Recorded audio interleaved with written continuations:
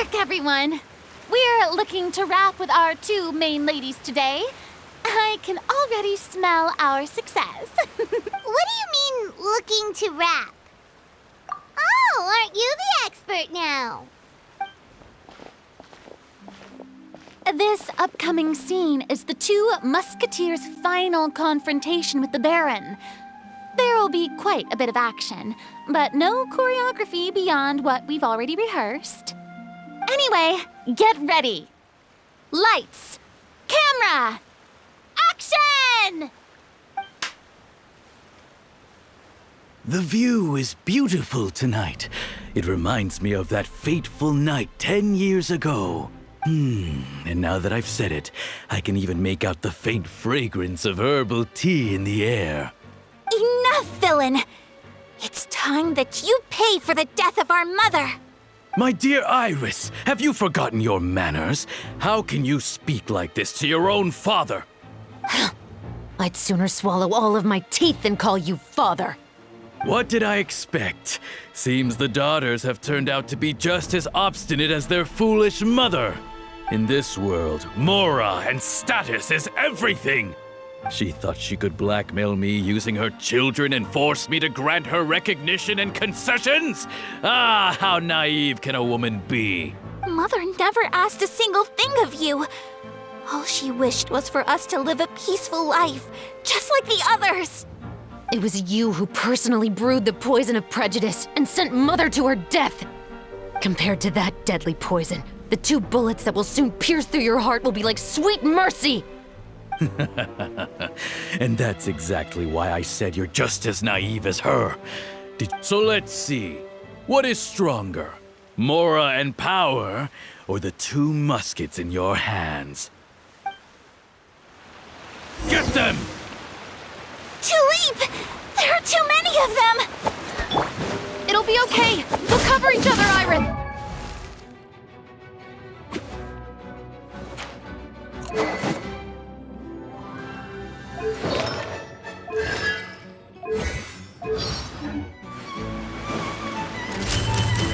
And Mother will be watching over us, too.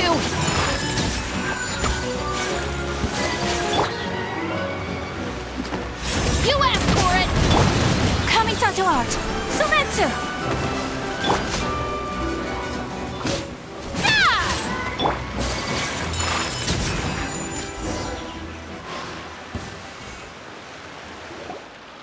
You've lost.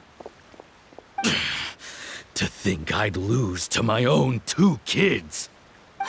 We are no children of yours, and we'll never call that place our home. Then tell me, what did you do all this for? You lost your mother, and will soon kill your father as well. What will you gain in the end, other than sentences for your crimes? We will gain our long-awaited justice.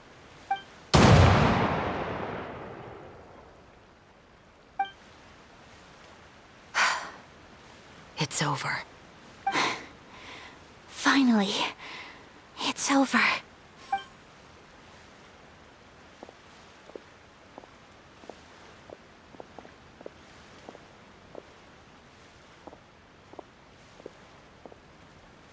So, where will you go now, Tulip? I'm not too sure, Iris. Maybe somewhere with lots of flowers? After all, Mother always did love going where the blossoms were. What about you? I want to go visit Mother's grave. Yeah, that's not a bad idea. Huh? Tulip, look! What is it? It's Mother's favorite, the rainbow rose. Look, it's blooming again.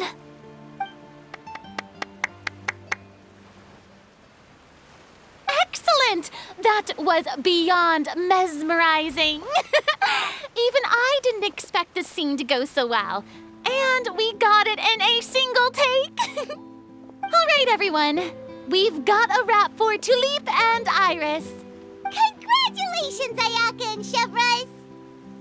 Thank you. I didn't expect our parts to wrap so quickly. I wish I could savor the experience for just a bit longer. Paimon totally understands. Paimon's not ready to say goodbye to the clapperboard either. Filming, you were great too, Chevres. The way you... That is indeed my favorite line in the whole book. Whoa, Paimon would have never guessed you're that type.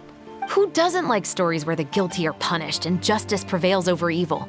Don't forget, I'm the captain of the Special Security and Surveillance Patrol. Captain, I have something urgent to report. Please excuse me, everyone.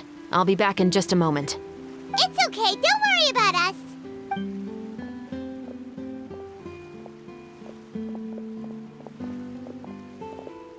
Oh?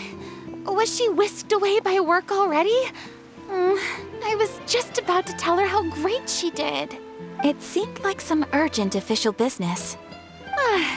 Then perhaps we should thank the stars that we were able to wrap both of your parts so quickly today. Switching around the filming schedule would have been a real pain. Anyway, I actually came over to let everyone know that we're all done for today. You can go home and get some rest. And one last thing, Miss Ayaka. Your acting skills today were immaculate as always. Are you sure you won't consider taking up full-time acting? See, I just happen to know this great troupe that's still looking for a lead actress. Thank you for your kind words, Director Farina. Unfortunately, there are still many matters that I have to take care of back home at the Yashiro Commission. I cannot remain in Fontaine to pursue an acting career. Nevertheless, I will make sure to treasure this incredible opportunity in my heart. Oh, that's a shame. But I understand. Just let me know if you ever change your mind. I believe it's also about time for me to take my leave. But hopefully I'll see you on set over the next few days. Even though my part's wrapped, I'd still like to swing by and help out the crew. See you tomorrow, Traveler and Paimon. Yep, see you tomorrow. Well, what should we do next? Maybe we'll go investigate the case some more with Chevres today. Traveler, Paimon, please come with me. Huh? Where are we going? You could say that our ship has finally chanced upon one of those small, remote islands of intel.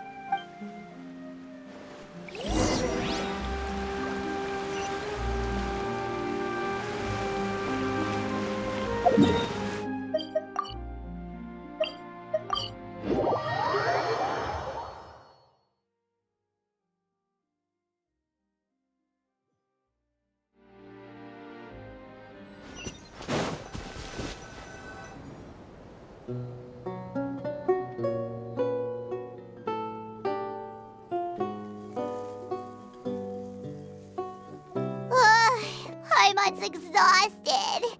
Paimon definitely didn't expect having to float this far after a full day of filming. So, Chevres, why did you take us here? Affirmative. It wasn't anything conclusive, but have you ever heard of someone by the name of Emily? Oh, you mean that famous perfumer? She's a good friend of mine. She's lent me her aid several times in the past to resolve some difficult cases. After I discovered the rainbow rose at the scene of the murder, I sent it to her. After all, she's probably the foremost expert on flowers and scents in all of Fontaine. And then? There was nothing remarkable about the flower or the trace amounts of soil left on it. But according to Emily, the rainbow rose left by the killer was derived from a very rare cultivar. Huh.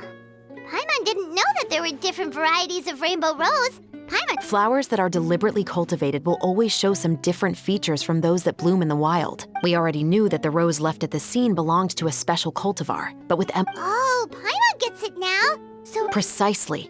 And after we checked what we learned against some sales records from the past, we discovered that there's only one person in all of Fontaine who could grow and sell this specific cultivar. Really?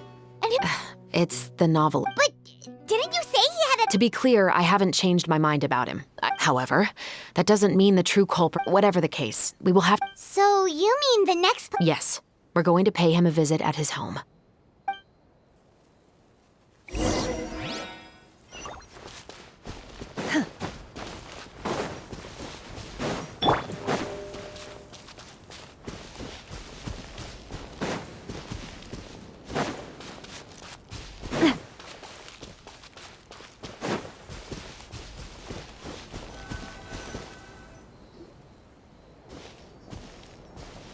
That should be his house. There are so many Gardamex stationed around the place. According to what he told me last time we spoke, he hired them so he won't be harassed or disturbed. So there are a lot of flowers in his garden, but Paimon doesn't think we'll be able to pick one without alerting the Gardamex. Right, which is exactly why I think there has to be a special connection between him and the killer. So, should we knock? Just wait here for now. I'd like to take care of a number of those Gardamex first. But they're so far away. How are you planning to do that? Don't forget, Paimon, I'm actually the real-life captain of the Musketeers.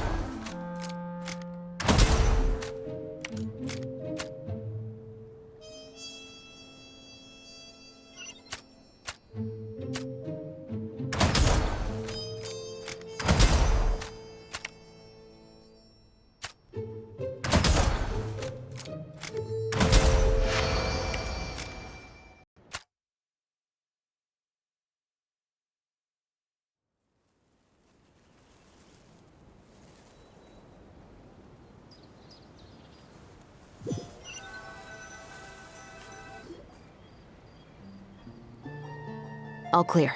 Let's go. Wait! Paimon's a little nervous now that we know he could be the killer. Can we go over our plan of action again? I'll go knock on the door and make sure it's safe inside.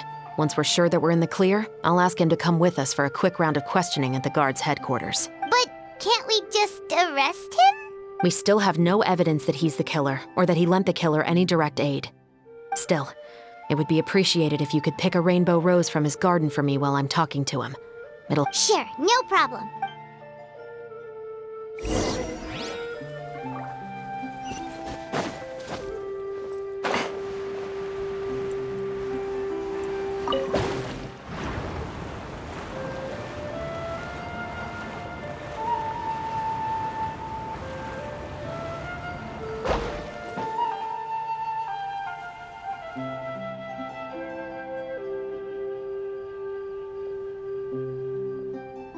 Excuse me, Mr. Baptiste. Who could it be at this hour?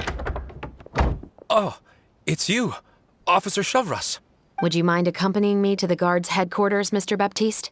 We would like to ask you some questions about a case. Oh, is it still regarding the murder case from before? I cannot confirm or deny that at this time. So it is then. Listen, I need you to come with me, Mr. Baptiste. Miss Shavras, I'll save you the trouble. Oh, and you two over there? There's no need for you to pick my flowers either. It's not time for them to bloom yet. Oh! Okay.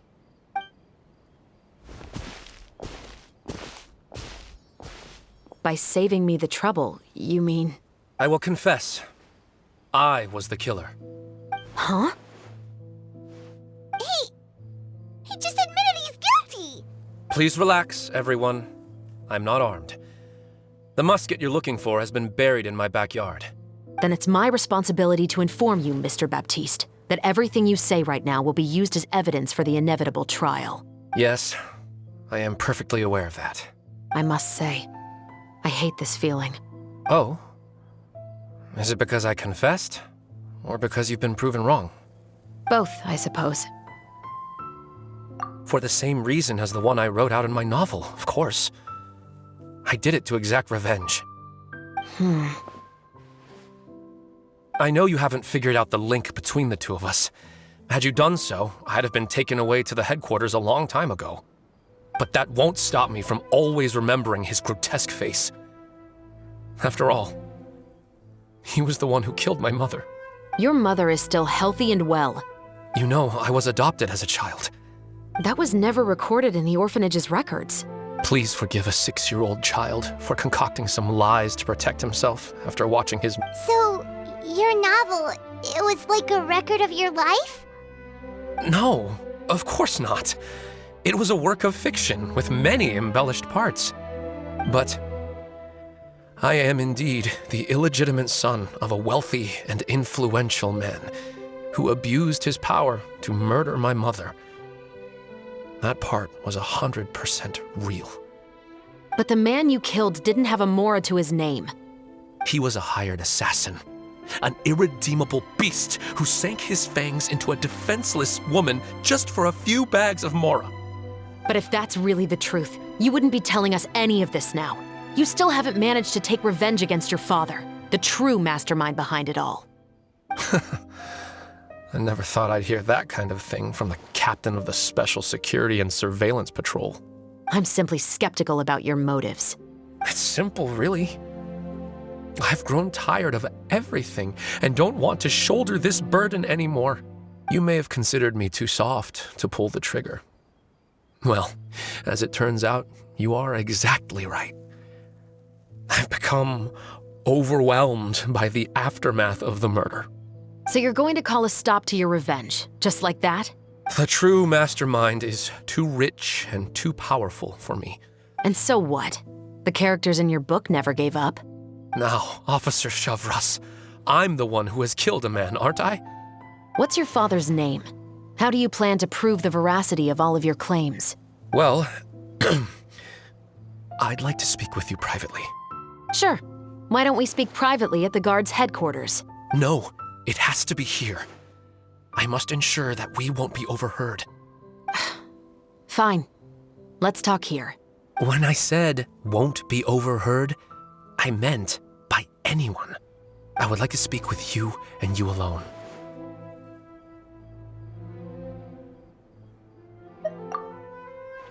Thanks. I appreciate it. Please stay safe, Chevres. All right. Let's hear it. Will you really believe what I'm about to say? Well, that depends on what you're going to tell me. Fair enough. Fair enough. Then listen closely.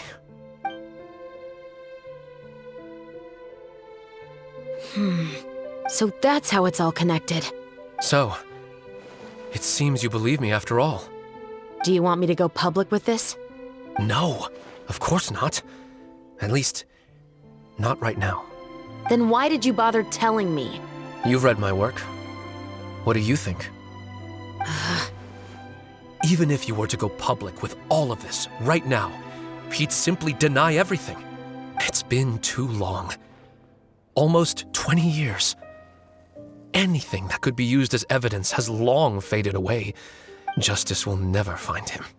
Not if you don't try. I know that as the captain of the Special Security and Surveillance Patrol, you will always stand on the side of justice. But do you really think a cushy life in prison really constitutes justice for him? What are you trying to say? I've been observing you from a distance. Your portrayal of the Musketeer was exquisite. Pull the trigger of justice against him. Let the villain get what he deserves. You want me to let you go so you may complete your revenge? No, Officer Shavras. I know that would be impossible. No. What I'd like is for you to perform the deed on my behalf. Oh, Chevres sure is taking her time. What could they be talking about anyway? Oh, Paimon's worried. What if he decided to attack her? Oh, you do have a point. Still, do you have any idea who the rich person might be? And why the novelist doesn't want us to hear what he's saying to Chevres? Sorry to keep you waiting, you two. Hey, how did your talk go? I've already sent someone to escort Baptiste back to the headquarters for questioning. He wasn't lying about the musket. It was indeed buried in his backyard. But what about the name? Did he tell you the name of the rich guy? Yes, he did. But for now, I have to return to the Special Patrol. There are still a few loose ends I need to tie up. I'll probably be quite busy over the next few days, so apologies if you don't see me on set. All right, Paimon understands if you can't tell us everything you know.